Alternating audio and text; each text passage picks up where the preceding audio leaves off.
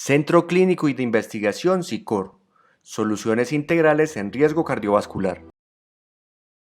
Bienvenidos al reto clínico en hipertensión de este mes, el cual está dedicado a revisar un escenario difícil de manejar como es la hipertensión no controlada del adulto mayor. Para eso vamos a presentar el reto a través de un caso de una paciente con rigidez arterial e hipertensión no controlada.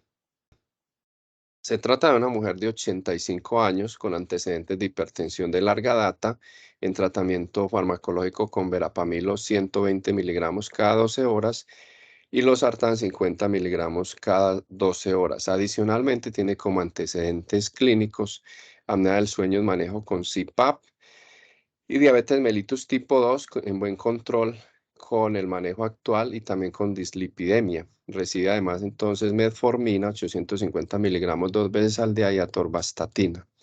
La paciente consulta porque su familiar le ha tomado la presión en casa y la ha encontrado muy alta en varias oportunidades, por encima de 180 milímetros de mercurio. Viene al control clínico y en el consultorio tiene unas presiones arteriales de 177/98 y 166/90, con una frecuencia cardíaca de 72 latidos por minuto. En razón a que la paciente está tratada con dos medicamentos vasodilatadores, el médico decide hacerle un mapa para evaluar en forma complementaria qué abordaje terapéutico hacer en relación con la presión arterial de la paciente. Este es el estudio de 24 horas de esta paciente. Ustedes pueden observar que tiene hipertensión sistodiastólica, tanto diurna como nocturna, con un descenso nocturno preservado. Y es importante además decir que la frecuencia cardíaca es normal. Hay varios elementos importantes. Lo primero es que la hipertensión sistodiastólica en el adulto mayor nos llama la atención hacia que existe una resistencia vascular sistémica elevada. Y esto es importante tenerlo presente porque la paciente ya está siendo manejada con doble terapia vasodilatadora. Entonces, eso nos hace necesario afinar nuestro análisis para saber entonces qué complemento terapéutico realizar en ella en razón a los hallazgos que estamos viendo en este mapa.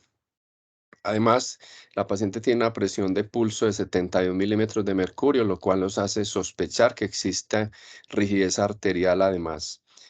Estos son los promedios de 24 horas, donde todas las presiones diurnas y nocturnas están elevadas, con unas frecuencias cardíacas normales, las cargas de presión bastante altas, sobre todo la carga sistólica. Para poder avanzar en entender lo que está pasando en esta paciente, es importante entonces evaluar los parámetros hemodinámicos.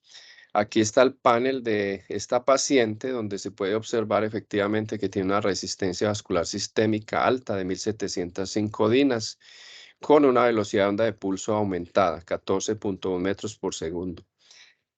Estos dos hallazgos son importantes y hay que conectarlos. Ahora vamos a evaluar a lo largo del análisis de este caso cómo se conectan estos dos parámetros. Adicionalmente, observamos que tiene una actividad simpática aumentada, lo cual es frecuente en las personas hipertensas mayores y también es un elemento importante en el análisis. Fíjense que tiene un índice cardíaco normal y un volumen latido igualmente normal.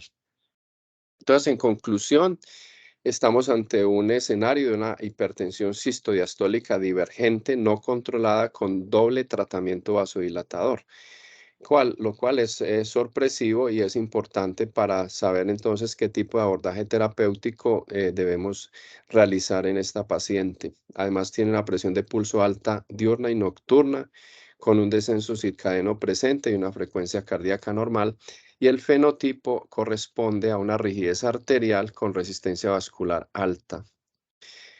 Para avanzar en el análisis es importante mirar los componentes hemodinámicos individuales. Este es un ejercicio fundamental porque nos permite saber cuál de los distintos componentes hemodinámicos está siendo más importante en la elevación de la presión arterial de la paciente bajo el tratamiento actual. Eso lo realizamos a través de un análisis del hexágono hemodinámico que está aquí gráficamente demostrado para ustedes, en el cual en la parte superior del hexágono tiene los componentes cardíacos, que son el volumen latido indexado, el índice cardíaco y la frecuencia cardíaca. Y en la parte inferior, los componentes relacionados con la función arterial, la resistencia vascular total, separada entre proximal y distal. Y enseguida vamos a detallar eso qué significa. Este es un ejemplo simplemente para ilustrar, antes de mostrarlos el caso de la paciente, donde ustedes pueden ver en el hexágono verde los valores correspondientes a normotensos y en el hexágono negro son los valores de un paciente determinado. Pueden observar que en este caso están discretamente por fuera del rango normal en verde, pero lo hago para ilustrar simplemente el ejemplo de la paciente que a continuación les mostraré. Este es el comportamiento de nuestra paciente de 85 años. Ustedes pueden observar que tiene una marcada elevación de la resistencia vascular sistémica proximal. Obviamente la resistencia vascular total está incrementada en razón de este aumento en la resistencia proximal, pero en forma interesante la resistencia vascular arteriolar, que es la distal, está normal.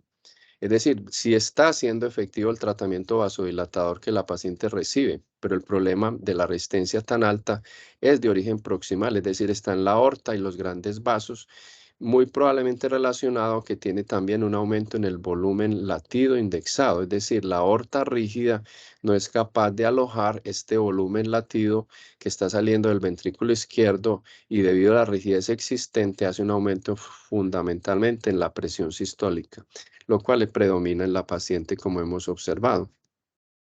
Si analizamos desde el punto de vista de qué está elevando la presión sistólica, esta paciente ella tiene 155 milímetros de presión sistólica.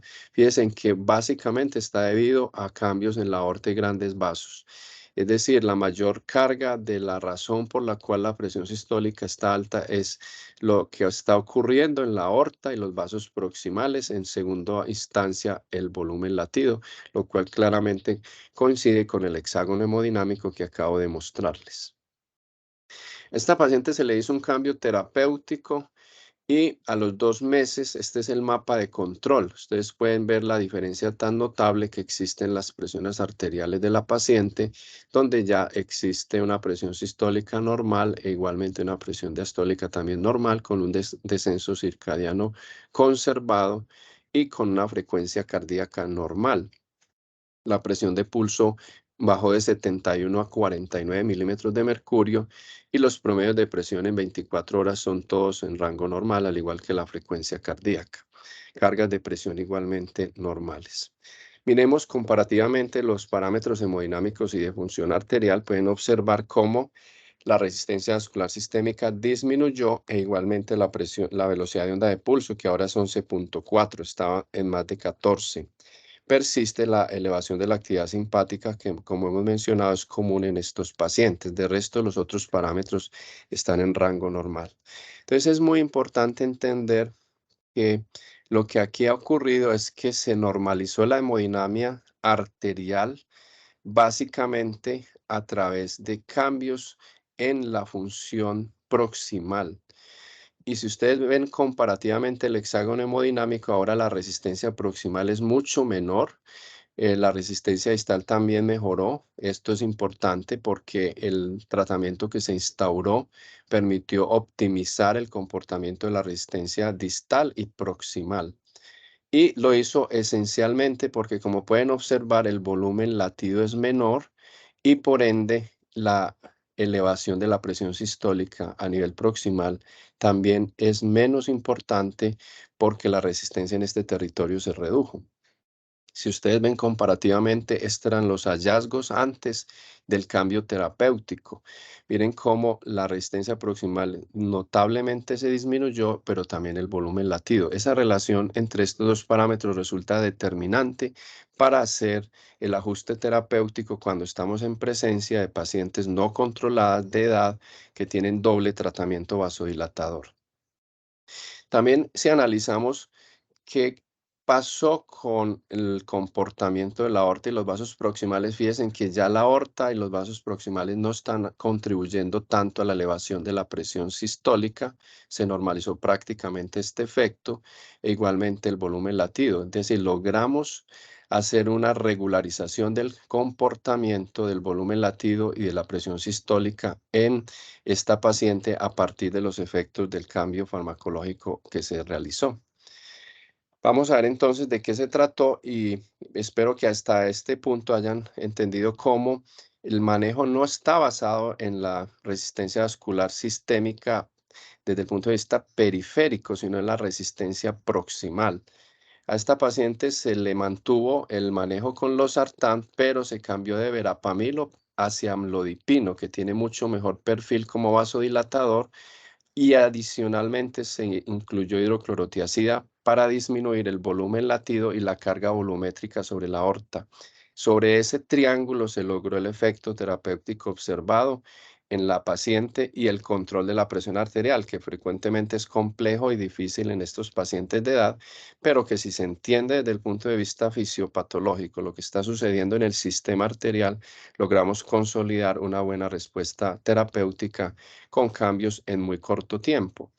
Miren que las presiones en el consultorio están igualmente normales, al igual que la frecuencia cardíaca. Simplemente para terminar, recordarles que en el comportamiento de la presión arterial influyen no solamente la resistencia vascular sistémica, entendida como la resistencia distal, sino que la resistencia sistémica es dos componentes, la proximal, que básicamente en este caso se debe a la rigidez arterial, y la distal o arteriolar. Es la sumatoria de esos dos componentes lo que determina la resistencia vascular sistémica. Y si somos capaces de intervenir en muchos de estos pacientes de edad, la resistencia proximal, eso lleva a un mejor control de la presión arterial en pacientes como estos, que son difíciles de manejar cuando se entiende solamente que lo que hay es resistencia vascular arteriolar elevada. Entonces, para resumir, en este reto clínico tenemos la presencia de una presión de pulso alta que indica que hay un aumento en la rigidez arterial de aorta y grandes vasos. Y en estos casos, cuando el sistema arterial opera con rigidez, es muy sensible a los cambios de volumen sanguíneo. Entonces, un volumen latido relativamente alto genera mucha hipertensión sistólica en estos pacientes. Y si la resistencia vascular sistémica la entendemos como la sumatoria de la resistencia proximal aórtica y la resistencia vascular distal, podemos adecuadamente hacer ajustes terapéuticos que son efectivos. De manera que el cambio terapéutico guiado por el estado hemodinámico en el mapa son rápidamente efectivos, como pudimos observar en este reto clínico. Espero haya sido interesante para ustedes este nuevo caso en el cual ilustramos la importancia del análisis hemodinámico y el fenotipo aplicado al manejo terapéutico guiado en un paciente hipertenso. Los espero en un nuevo reto clínico para ilustrar ejemplos que nos ayuden a mejorar el control de los pacientes hipertensos. Muchas gracias.